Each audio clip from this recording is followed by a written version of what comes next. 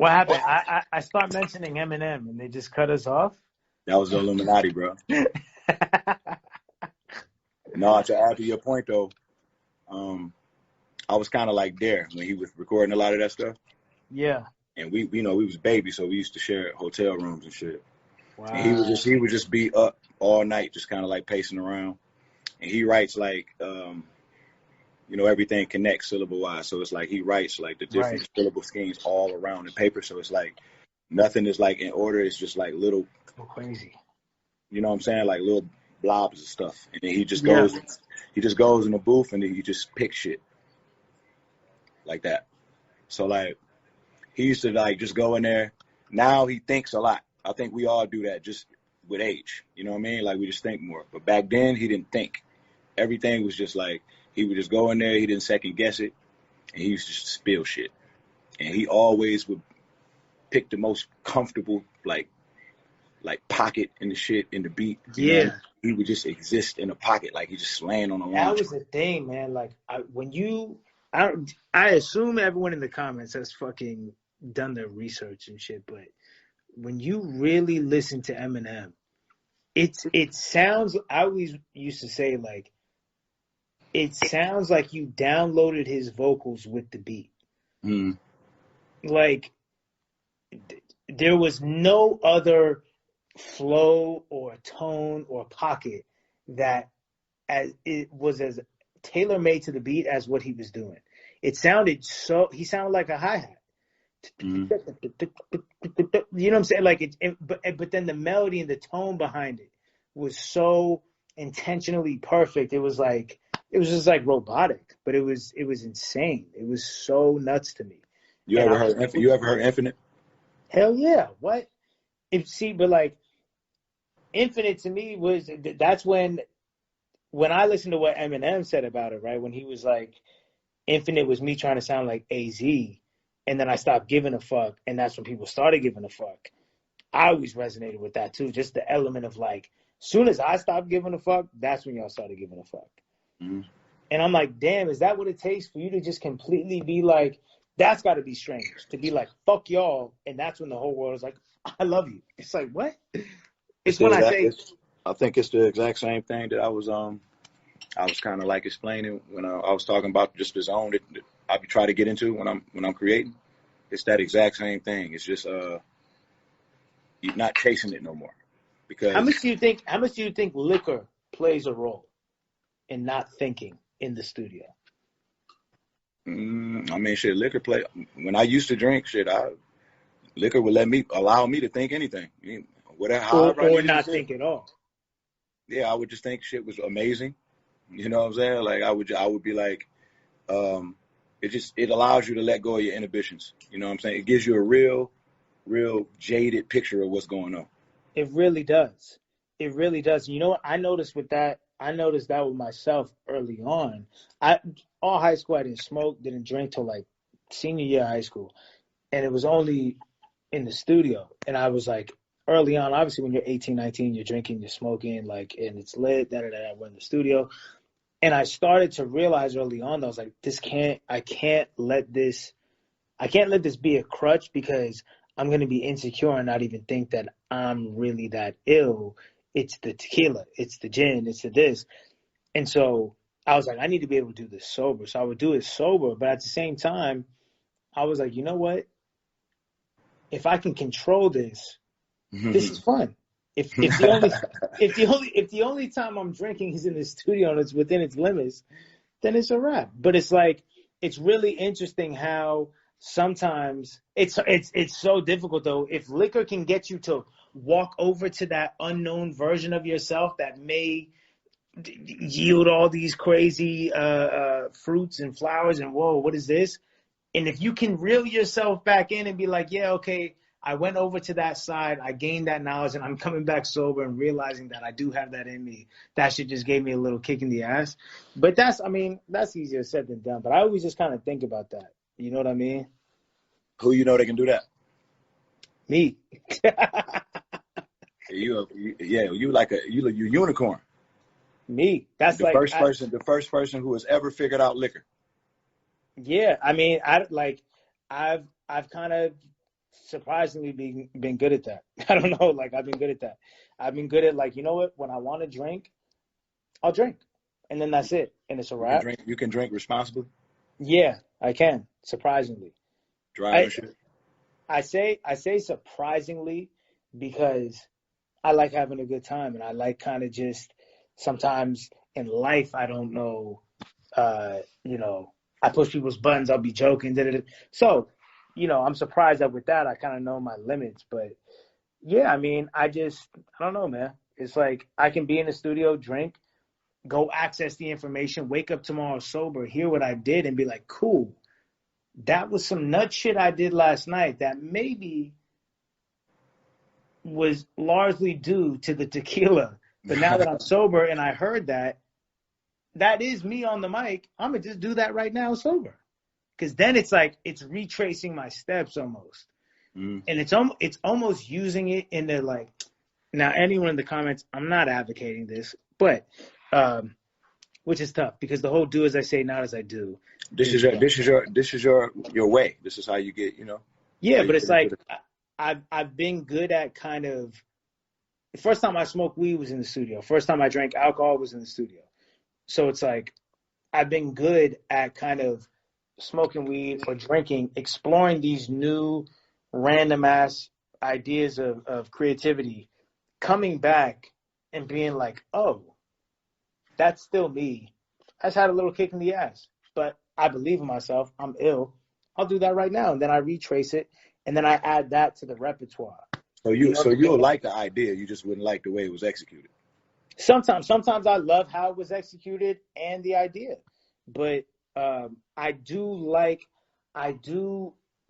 the escapism element of it.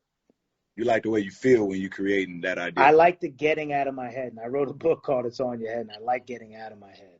You know what I'm saying? And when I was younger, I like now. Let me give a disclaimer and a context for everyone. When I was younger, I was drinking way more, but it was only in the studio. But now it's like I'm sitting in my house, I'm by myself, it's 9 a.m. I'm not down there drinking. You know what I mean? I'm not down there drinking and like I gotta wake up with the liquor. Because like I said, I've done enough of that in the studio and heard enough of the results back where I've cracked certain codes on, okay, I've been over the hill, I've seen how this works. Let me come back tomorrow morning at 9 a.m. and just retrace the steps and just like I said, add these things to my repertoire. So I don't feel like I need to necessarily wake up at 9 a.m. and drink in the studio to make a song because it's like I know what I need to do. I heard it from last night. You know what I You mean? prefer to work in the morning? I always say this. I prefer to work when I wake up. Mm-hmm. Sometimes I wake up at 9 p.m. though. Mm-hmm. But whenever I wake up, I like to go into the studio because this is what I'm doing with my life. Why would I give what I'm doing with my life my 10% battery charge? If I wake up at 8 a.m. but don't go into the studio till 9 p.m., why am I giving my life, the shit that takes care of everyone in my family, why am I giving that thing the bottom of the barrel energy? I can't. That's insane. That doesn't make any sense. You Yeah, know what I mean? it's interesting to see people punch the clock, right? Yeah, yeah. Like it's so many people come in here and like they think they can like everybody want to do something special, but everybody think that they can figure out a little quick like way to do it, like an escape, like I gotta go. I'm gonna go in for 5 hours. I'm gonna go in for 5 hours. I'm gonna put like a time limit on it. I'm gonna create something special within this amount of time, and hopefully I can control lightning in a bottle in that period of time. You know what I'm saying? Yeah, yeah. It's like, bro, I can't do that. I can't put the window on it. you I've never can't. been good at that. It's a I've never it's a, been good at that. it's a lifestyle. It's a lifestyle. And it's like shit suffers outside of it because it's one of those things where it's tough. If I make the decision that music is my life and it's kind of above all, I forget who was talking about it, but it's like, oh, if you put work over family, you're selfish. It's like, not really. If you want to get down to the business and economics of it, if I put work over my family, but my work takes care of my family, how selfish am I for putting work over my family? Because if my work takes care of my family and if my work allows me to have quality family time, then how selfish is it that when I'm tired as fuck, but I know this person needs the feature by this date or whatever the fuck it is, I choose to go into the studio. But by me doing that, the result is that my whole family is more taken care of. Is it selfish to put work over family? I don't know. I don't know if I can subscribe to that. That's a loaded one. That's like Yeah. You know what I learned, man? It's like during this journey, we all got to figure out how to find the balance, right? Yeah. It's difficult. It's a difficult thing. It's difficult to balance families. Difficult to prioritize. But we got to figure out what we need to do to be in the best position mentally. Whatever that is, it's going to make you happy. Whatever it is going to give you peace of mind, it's what's going to give your family the best version of you. So if it requires you to come in the studio first in order to have peace of mind and to feel like you're whole or things not hanging through your head, and then they're going to get the best version of you, then technically it's not putting it before your family. It's prioritizing your happiness. I agree. Right. But see now, if your happiness is putting the work first in that moment, then it can come off like you're putting the work over the family. But I agree with what you're saying. What you're really saying is I'm putting my mental health and my happiness over everything. Yeah, you know another thing I learned, bro, is like you got a wife or a girl? I got a girl. Yeah. Okay, that's an important one. That's an important decision. Absolutely. Who that person is going to be makes or break everything. Mm-hmm. So what I did was in the beginning, I got into the game. Me and my girl was together since high school. I got into the game and I went my own direction. Wow, what? That's incredible. I went my own direction. Mm-hmm. And she was at home. So naturally we grew apart. So what happens when you do that, you split yourself up into two people. So you go subscribe to the music business, and then when you come home, you're the home person with her, right? So basically now she doesn't feel like she's a part of it. Right. And you're gonna feel that. You're gonna feel that. So if it's like if you're finding peace of mind, and as long as she feels like she's a part of your journey and the communication is there, and she doesn't feel like you're putting the studio first, then nothing matters, bro. Nothing matters. It's about just finding whatever the sweet spot is. We can never subscribe to traditional. Traditional would never work for us. You know what I mean? Like just the standard things, like the social construct they put in place. We can't live within the confines of that. Like I can't be on a time. You know what I mean? Like I can't at all. I can't say, yo, man, I'm gonna go to sleep at 9, man, because that's what you're supposed to do. Because you got to get up in the morning, you got to lift weights. No, I go to sleep when I'm sleepy. I eat when I eat. I record when I'm feeling like recording. I don't just do shit. No, you have to move off your gut and intuition, and that's what got us here. So that element can't be questioned ever. We abandoned that. Why are people saying Eminem is in here? Eminem is on IG like that? No. That's what I'm saying. This is impossible. So we abandoned that intuition. We abandoned that because we allow motherfuckers to get into our heads and question ourselves because they got words to weaponize against us, like arrogant, hard to work with. But what do you think about, so when you're like, okay, you need the balance of making people around you feel like they're a part of it. I feel like what's so bad about having different sort of, I don't know the word for it, but it's a balance. It's sometimes I'm this, sometimes I'm that, sometimes I'm that. They're all different parts of me, but for you to assume you're a part of this, that's arrogance, in my opinion. It's like, well, it's like this. I look at it just like this. If you were doing something else, if you had a job interview, is your wife laying out your clothes? No, I would hope not. I don't know. I would absolutely hope not. So if you got court, you got a job interview. Is she laying out your clothes? Is she making? I don't know. I'm not even in that life. I don't know. Is that what is expected? I don't know. Well, you are in that life because whatever, Nah, whatever, but not deep to that whatever point. that, But whatever the equal is to that, whatever way that she can show you support. I'm saying with your career though, with let's just speak super specifically with being an artist. If they're not super involved and aware and enmeshed into like the artistry, and I'm thinking about this and I'm writing these type of songs, I feel like that's kind of okay because that part of me, while it's still me, it's over there.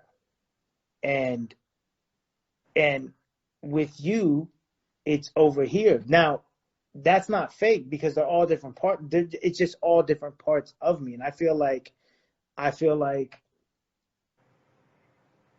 the balance of not trying to fucking make everything, you know what I mean, have to get along with each other is nice for me right now. That could change, but I feel like it's nice to kind of keep it. Listen, Separate.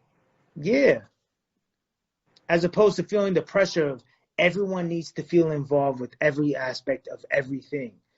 And I fucking wear myself out mentally and overextend myself when I feel like everyone around me needs to know every aspect of. It's like, you know Yeah, what? I don't think that works. Yeah, it doesn't. I Yeah. don't think that works.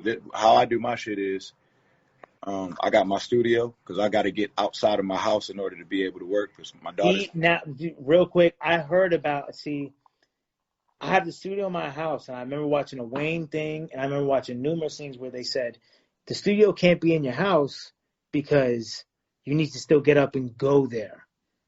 And Depending on who you are. so for you, you need to go to the studio. I got to go to the studio for two Yeah. reasons. One reason is my daughters don't respect me. They don't do what I tell them to do. So it's like, they be like, leave daddy alone so I can work. They be like, no. So that's one thing. The other thing is I like to be by myself. I like to be by myself. And when I'm working, I like to be able to, if I need to get out of here, be able to go somewhere else and unplug from everything. So that's kind of like how I try to set my home up. So like I could get really good sleep in my house. Yeah. I don't get that good of phone service on my celly. I don't really answer the phone when I'm home. Damn, so I you have made it so text. like you can't even be distracted to do that in the house. Yeah, I mean it's a balance for me. You know, it's a balance for That's me. so I'm not there yet. I'm scared as fuck of not having access 24/7. Maybe it's because it's how I always was doing music. I personally need to always have 24/7 access to the studio. Mhm. I need to because I'll wake up at. There's been so many songs of mine that I've made, like some of my biggest songs. I rolled out of bed at 2:30 in the morning, and I was like, "Oh fuck, that's a crazy idea," and I went downstairs and I did it. Mhm. You know, I gotta have that for me. I gotta have that, but I also understand, and I can see the element of driving and going to the studio, even when it was only at my friend's house. There was something really special and kind of like uh, a subconscious thing when you know you're kind of not only going somewhere to make a song, but it's like when that's kind of in the back of your head, like I'm here to do something, you usually end up doing it. Mhm. If it's in your house, it's pretty comfortable. You might sit on your phone for a second and bullshit, but it's like I don't know when you're going somewhere with a motive is everything, you know. Mhm. Yeah, I agree. I agree. I mean, I just come in here, bro. So what? So you're at the studio right now, Mhm. but this is in Detroit. It's close Mhm. to your house, but you left your house. Yeah, Yeah, that's fire. yeah. So I like I like that too. I like that too. I feel like I should have that in Atlanta. I should like build a studio where it's just it makes no money, but I just go there. it makes money, man. Yeah, It's, no, I'm sure it is. But I'm so obnoxious with shit, bro. Like I don't want no one using my shit because that was the thing that deterred me from using studios. Is mhm. I'm real. I feel like I'm real receptive. Territorial. No, well, maybe so, but I'm real receptive of like energies and kind of the feeling of a room. And I remember walking into a lot of studios and it just felt used. Felt like Oh, a yeah, used car. that's a no go. And so that's what I'm saying. So like if I had a studio that was outside of my house, I don't know. It would be tough for me because why I say it would make no money because it'd be like I don't want anyone in it. I only want my energy in there. You know, it's tough. That's why I like it in my house. Yeah, you describing my studio. I don't let nobody use mine. See, so there you go. But it's like it makes money because you're in there making songs that make money. I get it. Yeah. I mean, I ain't thinking about that. Well, when you said, because I said it would make no money, you were like, nah, it makes money. It makes money, bro. There you go. Whatever. Listen, man. Listen. All you got to do is be intentional about whatever you're doing, and money will just be with you. That's how that works. I agree. I agree. I don't chase nothing. Anything I ever tried to chase has ran from me. Anything. Money, relationships, ideas. When I just chill and let it happen and make sure that I'm always in the space and I'm always intentional. Oh, intent, creative intent. Yeah. You have to mean well. But what you were just saying, that's the law of detachment, man. That shit is so powerful. It really is. And people don't understand that. People don't know how to detach while still having the desire. They feel like, well, if I detach, if I don't want money, then I'm not going to get money. No one says you don't want money.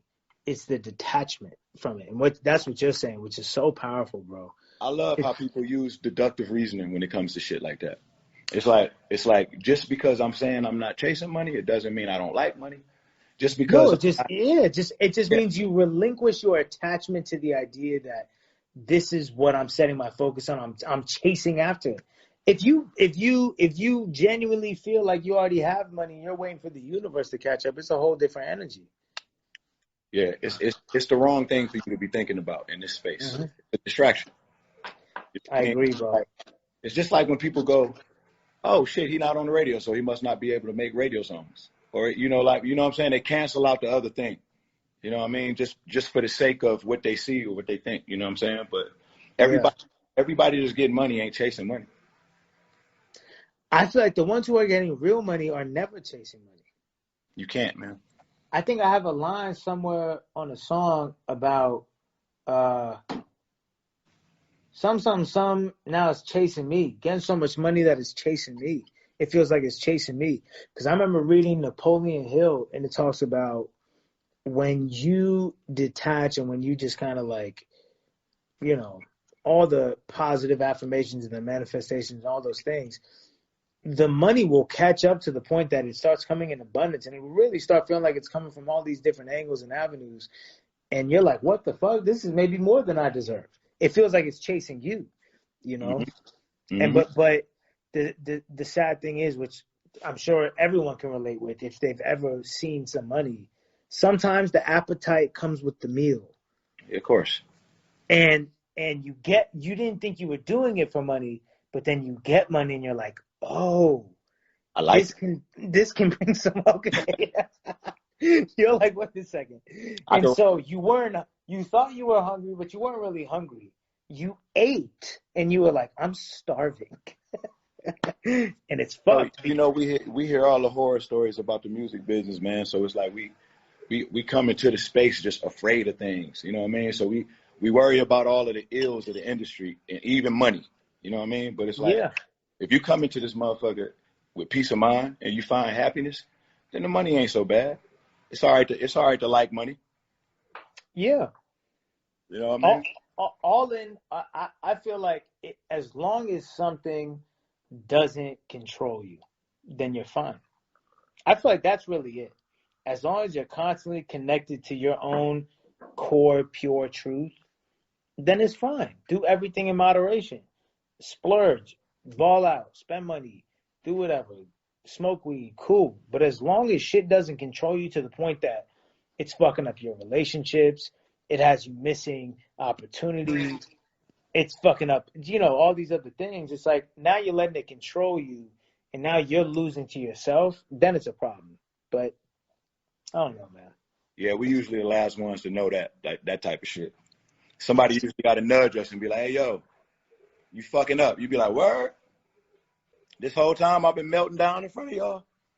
I be so hard on myself, bro, that like I'm one of those people. It takes me 2 hours to fall asleep because I run through the whole day, my whole life, every night, and I'm like, and I sit there and critique it top to bottom, You and I'm critique what? like, You critique what? Your days? I critique my life every night before I go to sleep. Why? What? Because I'm so ambitious and such a perfectionist and very critical in general. So I'm very like, maybe I should have done this better. But then I get rid of that though, and I'm like, all right, how am I going to make X, Y, and Z happen? And I just get very hyper focused on things I want to do, things I need to do, and how I'm going to do them, and then sprinkled in with, damn, I should have done this. Okay, that's over with.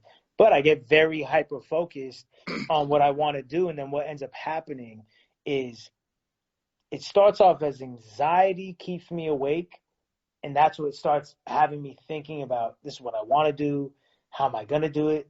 And then I figure out how I'm going to do it. And now excitement keeps me up for the next hour. Mm-hmm. So my anxiety of like, here's what I want to do. Oh my God, I'm overwhelmed with what I want to do and how I'm going to do it. Then I figure it out. Now my excitement has me gassed, and I'm calling my friends. I'm sending voice memos. You know what I'm saying? And before you know it, it's 3 hours before I go to sleep. I'm in Paris right now. It's 5 a.m. in Paris. I have a flight in 2 hours. I was asleep. I wasn't asleep. I was laying in the bed at 2 a.m. when I was on the live because I was like, all right, I'm about to go to sleep. Fuck it. But I saw y'all talking about what y'all were talking about, and it's to me, that shit is ill. I love it. I love rap. I love basketball. I love certain shit that I love, and I can talk about it all day. So I was like, this is exciting. I'm with it. Cool. No, I can't sleep when it's a good hip hop talk. That's what I'm saying. So when I was watching it live, my girl was like, you watching someone on live? I was like, yeah, I'm watching Royce. Da, da, da, da. And I was tuned in for like an hour before I Mm-hmm. even commented. And then I was like, all right, well, now I'm up. Now I'm up. And then when when people were like, yo, add Russ in the live, I'm like, wait a second. I'm in bed, lights off, Paris. Like, hold on, let me get my whole life together. Can you record like when you're on the road, like in those At situations? all times, at all times. You can. And for anyone watching, any up and coming artist, all you need, this isn't even what you need, but I'll just give you my whole thing. Lloyd Banks is in here. I'm telling you, me and Lloyd Lloyd went nuts. Me, Lloyd Banks, Sci-High on a Static Selected beat. Out of control. Out of control. You going for blood on that one. I'm telling you. Yeah, dog, I could take the whole rig out with me on the road with everything Yeah, with so and nothing to get done. that's it.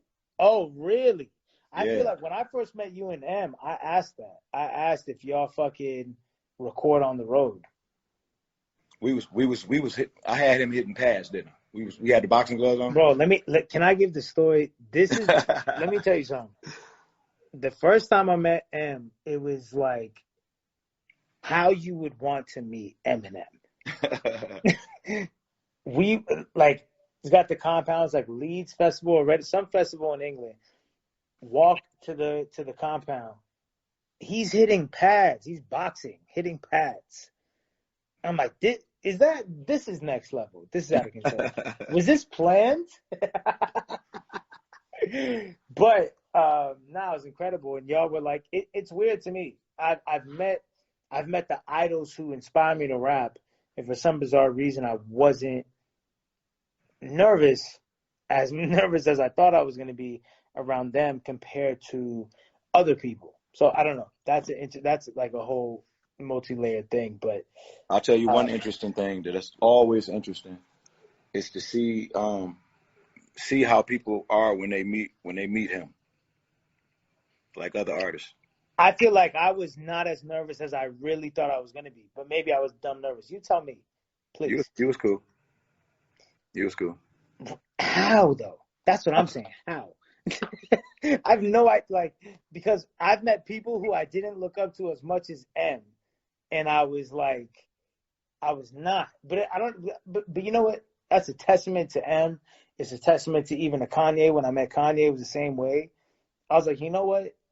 I'm starting to really, really believe in people's energy.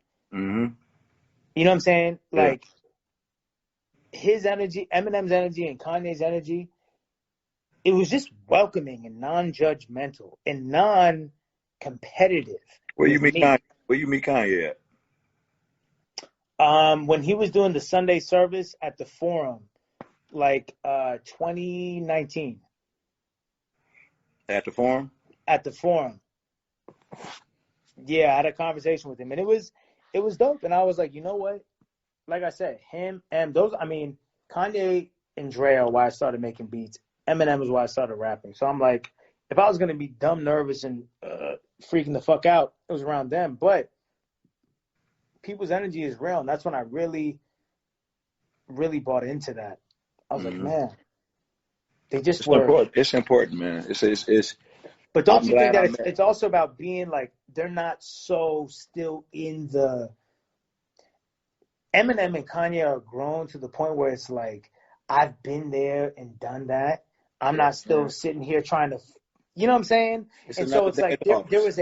there was a OG energy that made it comfortable Mm-hmm. where I like they weren't even, I don't know, the energy was not on some, as it shouldn't have been. It wasn't on some peer shit or on some like competitive shit. It was like they both kind of knew the role they're in and they knew what it was. It was on some OG shit. And They it know was, they know they'll kill our lives lyrically. yeah. And so it's like there was just no ego is what it was. That's what I'm looking for. There was no ego. And Right. I've met people that I've looked up to less than them who have a bigger ego than them. And that's the shit that trips me out. Mm-hmm. Well, I mean, do egos bother you? Egos bother me, and I've had a crazy ego before, and I have an ego from time to time, and I try to check it, but I know an ego is important for certain things, but Why do other people's egos bother you? other people's egos only bother me if I'm meeting you with my ego down. I expect a certain reciprocation of energy, In terms of just communicating, and just like if I'm meeting you barriers down, ego down, leave your ego away too. If not now uh, uh, now the whole exchange is off. right? So you want somebody to meet your energy, match it. Yeah. Now, if I come in chest out, ego up, then by all means, rock out. Mm-hmm. But if not, But that's like but that's like that's like you're requesting to meet somebody's um the person that they have stand in for them when they're trying to impress somebody. Their representative. come on. And you know that you know the crazy thing about that, Russ, is the other person that's in there, the real person, that person's gonna come out eventually, sooner than later. So I rather just. The non-ego person. I mean, I don't subscribe to that. You know? You don't subscribe to what the ego version of people. Yeah, man. I mean, people can have egos. I don't have a problem with that. Like it doesn't shit like that don't bother me. You know what I mean? Like, It doesn't. I don't necessarily have a problem with it. It just kind of limits where the communication can go. well, everybody is not meant. It's not intended for you to communicate with everybody. See, to me, it's just about respect. You know what I mean? No matter That's what true. walk of life you come from, how much of an ego you have, how humble you are, if you're respectful and you treat people kind, you'll be all right. Because Yeah. motherfuckers ain't working with motherfuckers just because they some dope, humble motherfuckers to work with. You be humble with a motherfucker. If you're not hot no more, nobody's gonna call you. If you're a dickhead and you hot, people are gonna put up with it. You know what I mean? So what I just find is I'm just be myself. You know what I mean? Like, and sometimes it can be off-putting. Somebody may take something I say or something I do and say, Yeah. yo, he has an ego, because that's the first place people go to when you're an artist. It's easy to paint you as that. You know what I mean? Well, it's such the go-to narrative. It's the You default can't narrative. you can't you can't stop people from painting you as things. So I just stopped even caring. You know what I mean? The key is to be able to sleep well. Yeah. I like to sleep well. You know what I mean? Like, you can say anything you want about me behind my back, but that don't make it the truth. It just mean it's your truth. It's whatever makes you feel good. You know what I mean? But at the end of the day, I got to be intentional with whoever it is that I am. You know what I mean? Like, and I've tried different versions of myself. I've tried, I subscribe to like appeasing people, trying to make everybody happy, trying to make everybody like me, trying to create art that's relatable to all.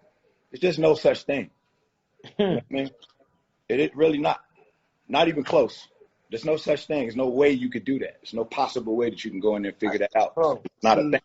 this is what I'm saying. This is why I only like talking to people and rapping with people who are just better than me and further along on the journey. Because what you're saying is simply like you've simply experienced more life. So there's more insight on it, because I feel like what you're saying, and when it comes to like trying all these different versions of yourself and all that, it's like what I realized too was when I write my simplest song, but I do that simplicity really well, they go crazy. When I sit there and I try to write the most relatable thing, I sit there for hours and hours and hours and get frustrated. And when I look at all my favorite songs, you know what I'm saying? When you look at a Kanye, or any of this shit, it's like, it's people who did really simple concepts really, really well. Yeah. It wasn't, I'm trying to write a song about curing cancer with the craziest melodies. That's never really what did it. It was whoever can make simple concepts feel like the world, it's a rap. It's a rap. When Yeah, you I mean can make simple, that's the thing about art, man. It's like it's this thing, man. Like especially the classic shit. yeah, The classic shit is the thing that those are the things that if it's classic, it's not supposed to be. You're not supposed to be able to explain it. It's just understood. That's what makes it classic. see, Royce, and I don't even want to cut you off, but someone said Stan wasn't that simple. The concept of Stan is simple. It's just a diehard fan. That's not, you're not like, it's not, when I say simple and when I say complex, I don't mean, I mean, You're you're talking not about sitting, simple in concept. yeah, I'm talking, Concept is simple. the concept of Stan is simple. It's, I'm going to write from a fan's perspective. That's not like, yo, I'm trying to figure out how we're going to cure world hunger. I'm trying to figure out how we get more wells in third world countries. Like, come on. This is just literally like someone doing something very close to their life in a really, really, really ill way. And because they did something simple in an ill way and the songwriting was great, it's relatable. And that's what I mean by doing simplicity at a high level. I mean, but who said that? Who determined that? Who came to that conclusion? That what? Stan is not simple, That or Stan is simple? no, but just the conclusion that when people make shit simple and easy to get, and then like what you just said, like that's what made it a hit. Like that's what people liked about it. Who decided that it was a hit? That Stan was a hit? No, not Stan, just period. Like anything that you can think of that's like, are you saying that like I think there's a beautiful, beautiful marriage between simplicity and where it still makes you think a little bit. It's simple, but it's relatable. Like, and I feel like personally, Eminem was great at that. Kanye's great at that. Drake is great at that. I feel like, okay, Mockingbird, right, is a great example at someone taking something very just like personal to their life, telling a personal story, using the names and the simplicity of it. But because you did it over great music, great production with melodies, it's huge. The first song that ever took off for me was a song called Goodbye. It was a beat I made. It was like a Etta James flip, or was it a not Etta James, it was someone else, but it was this crazy soul sample, crazy shit. I had her singing the hook, and then I rapped over the guitar part. Crazy flip, right? But Mm-hmm. I didn't think anything of the song like that as far as global appeal, because in the whole song, I'm talking about a breakup, and I'm naming the chick I was really with in real life. I'm naming her name. I'm naming dude's name in my town. Like, So you it's thought it such was a personal. You thought it personal. was personal. It's such a personal song that I'm like, I mean, if this doesn't leave this town, I get it. And that was the first one to take off. And I was like, oh, and now it's gold, and it's like one of the biggest songs of the show and all these things. And I'm like, oh, I get it. And then John Mayer just said it in his interview with Zane Lowe, where he said something along the lines of, and everyone should go watch this shit because what he said was absolutely insane. Something along the lines of, when I've tried to write the universe, I never write it. It's shit. It's trash. When I try to write a tiny little water bottle, I end up realizing that the universe is inside of the water bottle, and it's huge and it's massive. And that's kind of what I definitely misquoted that, and it's super fucked up. But that's what I take from my songs that have done well and songs that I've loved over the years, is that they're these simple songs in concept and in theory. They were just done very well from a sonic songwriting standpoint. And I mean, and that's the constant code I'm trying to crack. I'm trying to constantly write the most personal song while it being the best music I feel like I can make at all times. I'm trying to check so many boxes. Speaking of checking boxes, I'm trying to have the most personal, authentic concept with the illest raps, with the illest melodies at all times. At all times. Are you an employee of the people? Do you work for the people? Can't. Impossible. Have you ever felt like Impossible. that? No. No. Because I didn't even grow up on artists that I felt like they were doing that. Once again, Eminem, Kanye. There's no chance Eminem is rapping about his family because people would feel that. Nowadays, with social media, artists are definitely more of a vending machine because you get to read and see and be aware of what the consumer wants way more so than artists used to know. As artists nowadays, we have so much more insight onto what consumers may want, and we can easily be swayed now more than ever.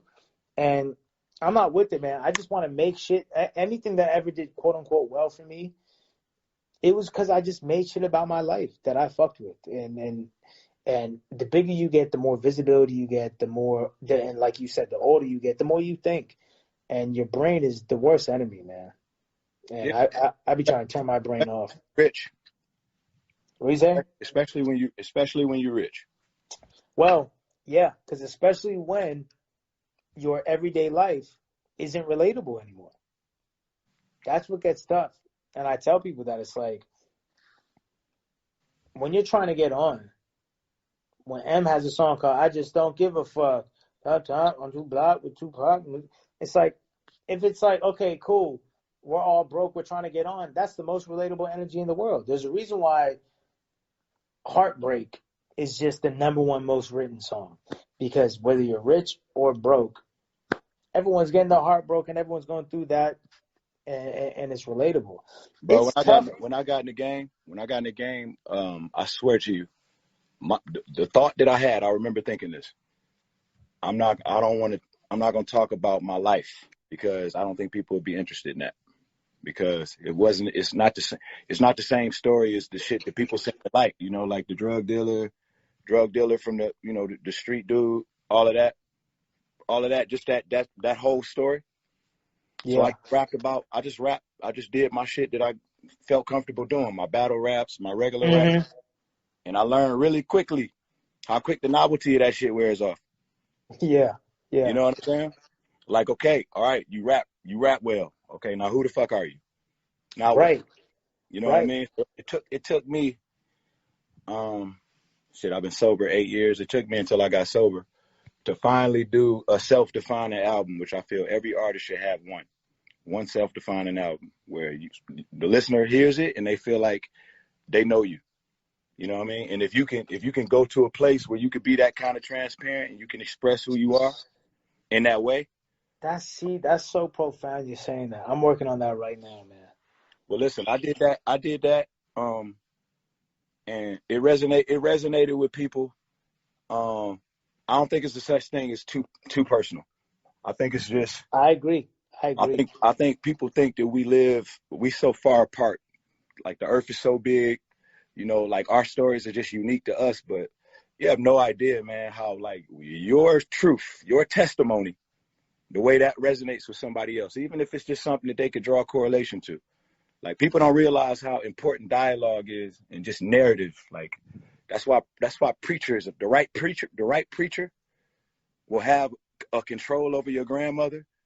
She'll give him anything because he has a way with words and he has a way of communicating with her. And I feel like artists have that same power.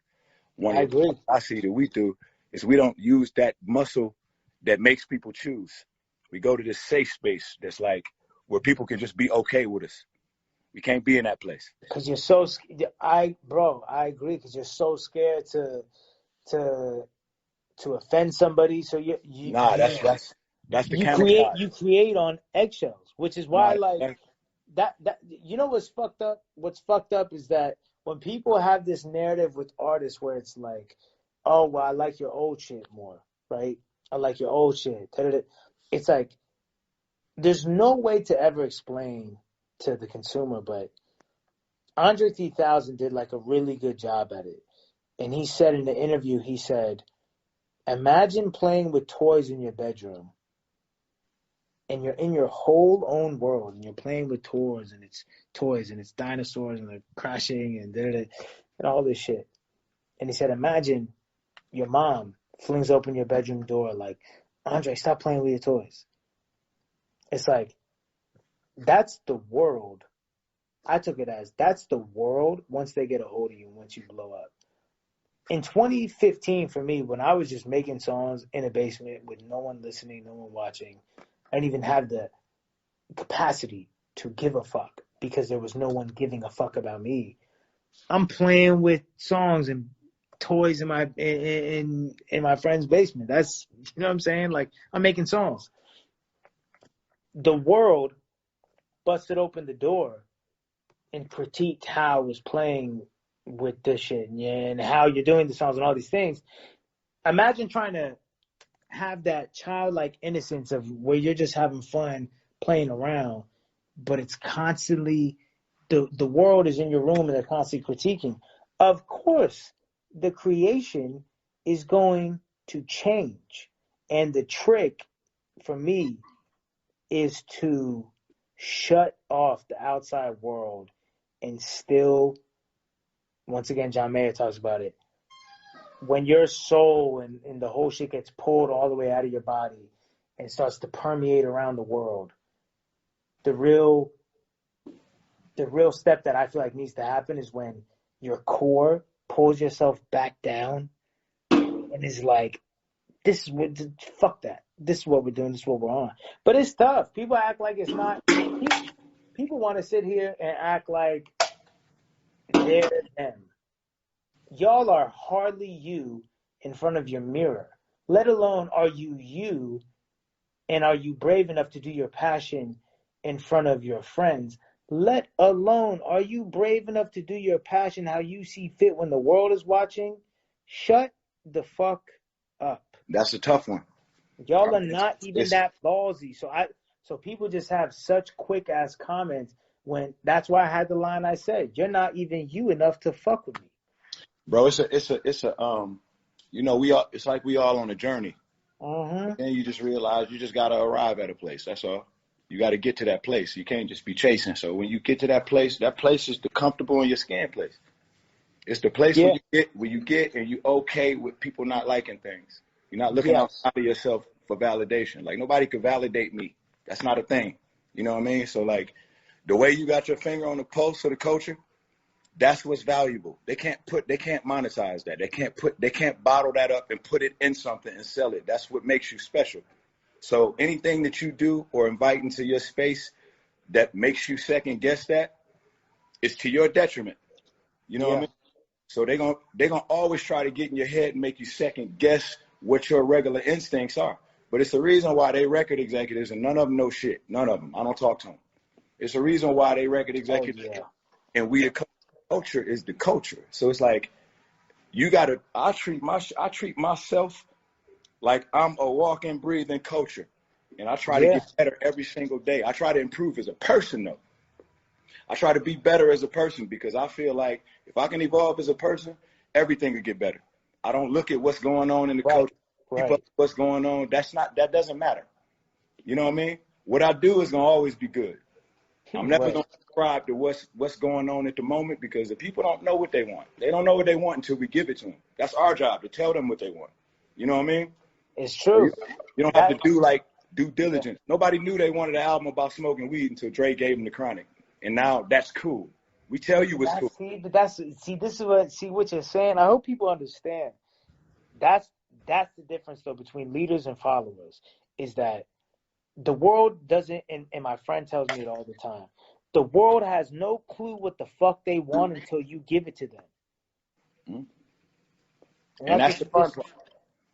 That is the fun part. And the funnier part is watching the world think that they know what the fuck they want. Yeah. You know, you don't know what the fuck you want until Steve Jobs gave you an iPhone, and then you're like, I want an iPhone.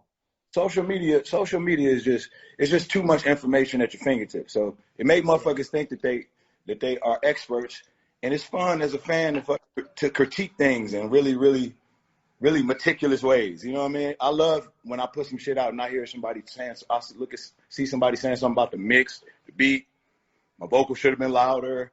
You know what I mean? All of these technical things where it's like, why the fuck you care about that? You know right. We never did that. I never bust shit down like that. But now everybody is a critic. Everybody is like a fucking expert. You know what I mean? So. Well, see, and then I'm gonna get off. I'm gonna pass back out, and it was incredible. But I want to ask you this question. We're leaving it on that note.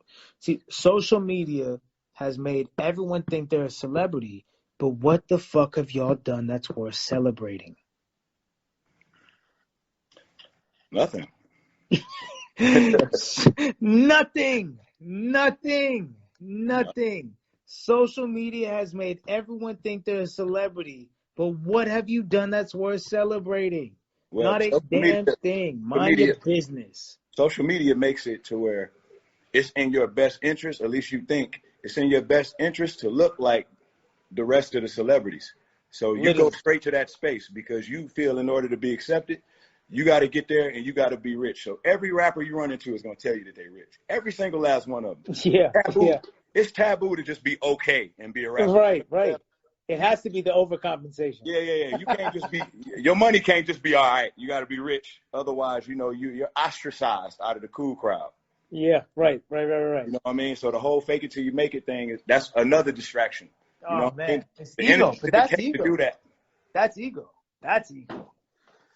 But all right, listen, Royce, man, one of the realest ones, bro. You already know. I'm gonna send you this Chomp 2 shit. Listen, you could do 10 minutes. Do whatever you need to do.